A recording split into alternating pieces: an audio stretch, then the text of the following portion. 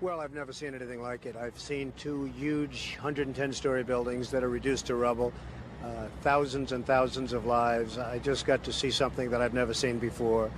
I have hundreds of men inside working right now, and we're bringing down another 125 in a little while, and they've never done work like this before. And they're hardworking people, but they've never seen anything like it, and they've never done work like this before. It's terrible. Tell me what it's like at Ground Zero. Tell me about the workers that you saw and what they're doing there. Well, not only is it devastation, but it's very dangerous because every few minutes a whistle would go off and everybody would just run because you have all the buildings around it, which are in such a weakened state that people just don't know. And so they just have to take off. And then they come back and they're working under 50-story buildings that you don't know if they're going to fall down. So it's a terrible thing for the workers, and it's a terrible thing for the world, really. How have you spoken to any of your men? Do you know how they're reacting to this? Because emotionally, this must be so incredibly difficult. Well, there are a lot of them, but they've never seen bodies like this. I mean, the bodies all over.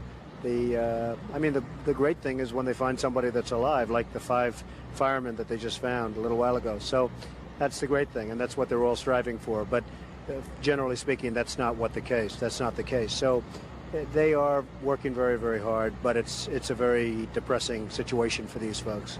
As you walked around and as you saw the piles of rubble, there are thousands of families out there who are hoping that someone might be in a pocket somewhere, still alive, still breathing, waiting to be dug up. As you assessed that damage, from your perspective, do you believe that's possible? Well, I would certainly not want to be the one to say it's not possible. Certainly it's a tough situation, but you can't give up hope because there's always hope. I mean, the 5 men, I'm sure their families thought that they probably were gone, and now they walk in the door. A couple of them walked away after they were dug out. So there probably are some more people in there, and therefore you can't give up hope. You've had an impact on the skyline of New York. What is it like as you see it now? It's like a whole different skyline. It's like a whole different city and world. I cannot believe the sight of Lower Manhattan without the World Trade Center, and therefore we have to rebuild, not necessarily in that form, but we have to rebuild at least as good and maybe better. Just finally, can you tell me emotionally as you walked around, we've heard some of the stories from the firemen. They're so exhausted and mentally and physically. What was it like for you personally to go in and see all of what you saw? Well, it was amazing to see it. It was a very depressing scene, but I'll tell you what, you really can take heart. These firemen and policemen and the construction workers equally, the courage they have is unbelievable.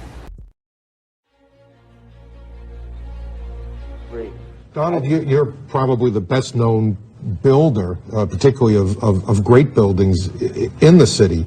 There's a great deal of question about whether or not the damage and the ultimate destruction of the buildings was caused by the airplanes, by architectural defect, or possibly by bombs or aftershocks. Do you have any thoughts on that? Well, it was an architectural defect. You know, the World Trade Center was always known as a very, very strong building. Don't forget, that took a big bomb in the basement. Now, the basement is the most vulnerable place because that's your foundation, and it withstood that. And I got to see that area about 3 or 4 days after it took place because one of my structural engineers actually took me for a tour because he did the building. And I said, I can't believe it. The building was standing solid, and half of the columns were blown out. I mean, so this was an unbelievably powerful building.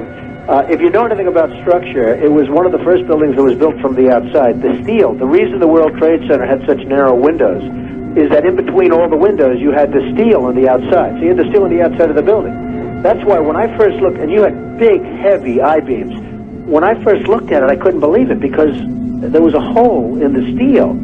And this is steel that was, you remember the width of the windows in the World Trade Center, folks. I think you know, if you were ever up there, they were quite narrow. And in between was this heavy steel. I said, how could a plane, even a 767 or 747, or whatever it might have been, how could it possibly go through the steel? I happen to think that they had not only a plane, but they had bombs that exploded almost simultaneously, because I just can't imagine anything being able to go through that wall. Most buildings are built with the steel is on the inside around the elevator shaft. This one was built from the outside, which is the strongest structure you can have, and it was almost just like a can of soup. You know, Donald, we were looking at pictures all morning long of that plane coming into building number 2, and when you see that approach the far side, and then all of a sudden, within a matter of a millisecond, the explosion pops out the other side. Right. I just think that it was a plane with more than just fuel. I think Obviously, they were very big planes. They were going very rapidly, because I was also watching where the plane seemed to be not only going fast, it seemed to be coming down into the building. So it was getting the speed from going downhill, so to speak. It just seemed to me that to do that kind of destruction is even more than a big plane, because you're talking about taking out steel, the heaviest caliber steel that was used on a building. I mean, these buildings were rock solid. And, you know, it's just an amazing thing. This country is different today, and it's going to be different than it ever was for many years to come. Very profound statement and very true.